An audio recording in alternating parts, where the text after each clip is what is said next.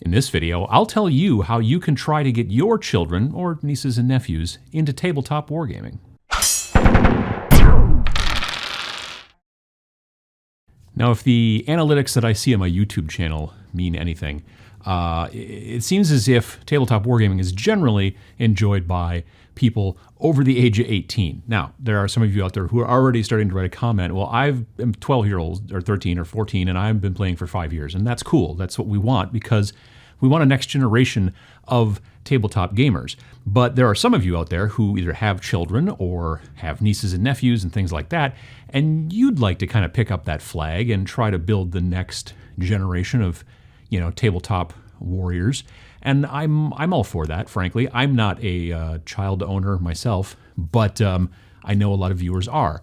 So because I don't have any kids, I don't have necessarily the greatest advice, so I turned to my patrons on Patreon, and a couple other people that I talked to, and just the overall internet to try to find out what's the best way to get your kids, maybe not the best way, what's a good way to get your kids into tabletop wargaming. As it turns out, there are bunches. One of the biggest suggestions I saw through Patreon was people saying, if you can find the right gateway game, and I've talked about gateway games before, those are the games that kind of bridge the gap between board game and tabletop wargaming. I've done a couple of different videos about it, but here's pachow.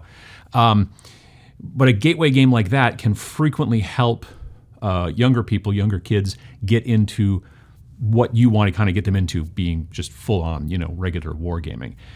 There's, Zombicide, for an example, was mentioned a couple of times in that conversation that I had on Patreon.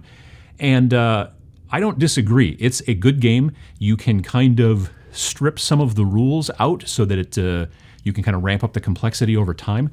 All of these things I'm telling you about are generally aimed toward kids who are probably 7 or 8 and up, because it helps if the kid can read. I don't know what age kids can read these days anymore. Maybe it's at 2, I'm not sure. But if the child can read, then it helps them if there are cards that they have to kind of like hold in their hand, or if there's something like that. And if they can't, you can always help them with that. You're not trying to, play a really competitive game with a small child. You're trying to kind of instill in them the love of wargaming. Another great suggestion, and one that really was the first thing that popped into my mind when I even started to think about how do you teach children, people who've never played wargaming, how do you teach somebody wargaming? And that is Song of Blades and Heroes. I, again, have talked about Song of Blades and Heroes in the past before. I like to take it to conventions with me that are more general conventions, not something necessarily like Adepticon or, Nova Open or things like that, but more general conventions, local ones, where there's a lot of board gamers, and I can then teach both old and young alike how to play a fun, elegant, but relatively still easy to grasp miniatures game. And Song of Blades and Heroes really hits the bill. I've done a video about that as well. Pachow. Song of Blades and Heroes is made in Italy, and it is a PDF you can buy, or you can buy a print-on-demand book. It's actually got lots of different expansions and things like that, but the base game has a very simple mechanic for whether a unit, a single skirmish guy or girl, can move or not, or fight or not, and that kind of stuff. Uses 6-siders. When I run it at conventions, I run it with, I run all the skeletons, all the undead, because I've painted them all, and those are for me to touch, and then I use pre-painted plastic miniatures, and those are for everybody else to touch. And that works really well with children too, because children are frequently sticky. I don't even know why. And then, of course, there's Games Workshop. They're the biggest in the industry, and they've recently started to make games that work well for younger children, to kind of get younger children into the hobby, because obviously, again, like I said, they want to have more wargamers down the road in the future. One of the new ones here is Blitz Bowl.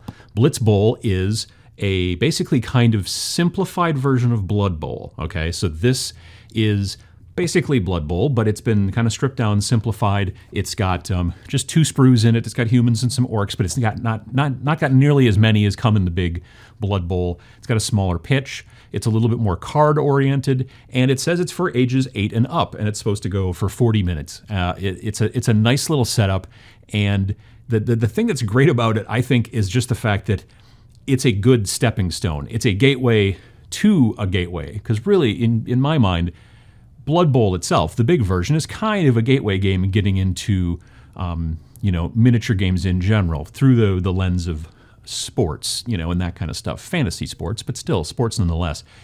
Blitz Bowl is great for people who are new to all of this, and specifically children.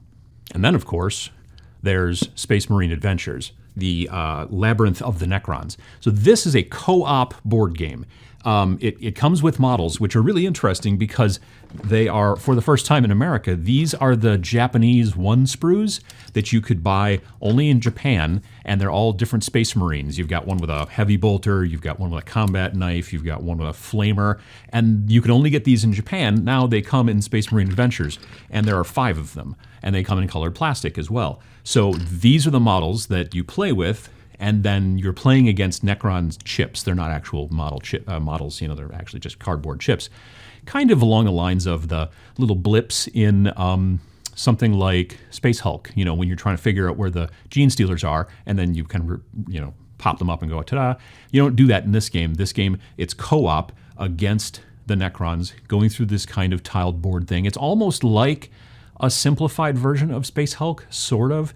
Again, aimed towards 8 and up. And the upside for you, as the parent or uncle or aunt or whatever, is that you can now actually get a hold of these Japan-exclusive models, paint them all up if you want to, and then you can have those, but you can also play with your kids, so you've got both those things going on. But you know me, wargaming is not all just about the gaming. There's also the hobby. Now, you can start children on miniature painting much younger than, say, 8 or 7 or something along those lines, because you can teach kids to start painting miniatures before they can read. I have friends that have taught their kids who are as young as 5 to start painting. And one of the best things, I think, for that type of thing is to use something like Reaper Bones or the new line from WizKids. Both of those are plastic, unpainted models. They're very inexpensive. The one upside to the WizKids ones is they're already kind of pre-primed so that you don't have to worry about that. But both of them make an entirely huge line of predominantly fantasy, but in Bones you've also got some, I think, sci-fi type figures as well. It depends on what your kid's into as far as media, and kind of go from there. But those are inexpensive, very easy to paint models. You can use inexpensive paint. You don't have to use your fancy schmancy Vallejos or your Citadels or anything like that. You could use the cheap paint that you get from the Walmart or whatever, and kind of show them how to hold a brush, how to clean off their brush, how to not take the brush and jam it into the bottom of the water thing to get the paint out and stuff like that. I used to do that when I was a kid, paint and model airplanes. I can't now. It makes me cringe. But you teach these things to the children when they're younger, and then if it's something that's going to fire off those neurons in their head where they're like, I really like painting miniatures, then you're getting them that much more early into it. And it's something that you and your child can do. There's very little screen time involved. Maybe you watch a YouTube video about it. But in general, you're kind of teaching them, okay, this is how you paint the pants and this is how you paint the skin, and you kind of go through that stuff. And don't expect awesome stuff, absolutely. If you're dealing with a 5-year-old, just the fact that they got the colors kind of near the areas is, I'm sure, probably good enough. But as the kids get older, you can start to show them washes and highlights and things like that, and kind of move slowly along and gauge their reaction. That's really probably the biggest thing out of all of this stuff. It's probably best. And again, I'm saying this not as a parent. So if you've got other ideas about how to do this, or you've got other additional things, down below in the comments, please, because I think it would be great for other people who are parents and having the same question to kind of figure out. But the fact is that giving your children this kind of example, this sort of taste of this kind of thing, should help you to then gauge whether or not they want to do it again. If a couple nights later you get home from work and they're saying, hey, can we paint some more miniatures? Or it's the weekend, hey, can we play a little bit more Blitz Bowl? Or, Song of Blades and Heroes or Zombicide?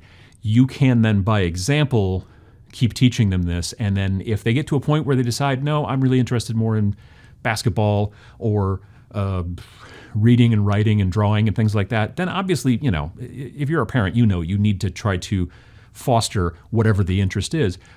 But definitely try to give them a taste if you're interested, because you're a wargamer. If you're interested in it, they might be. And if you give them a taste with things like this, I think you might find that you might be able to actually kind of light a fire, either for the hobby or for the gaming or for both, in your children.